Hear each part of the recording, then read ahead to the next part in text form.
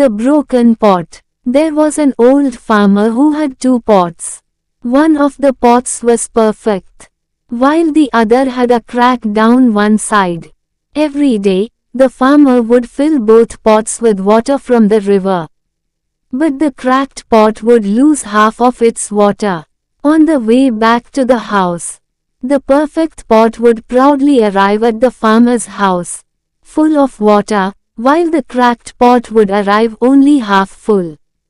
The cracked pot felt ashamed and often apologized to the farmer for not being perfect.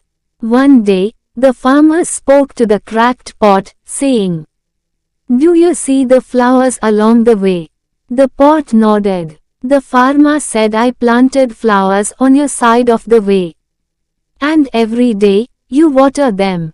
If you were perfect, I wouldn't have been able to do that." The cracked pot realized that its flaw was actually its strength.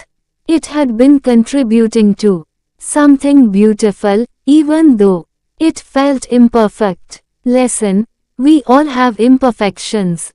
But those imperfections can be what make us unique and valuable. Accept your flaws, as they may lead to unexpected beauty.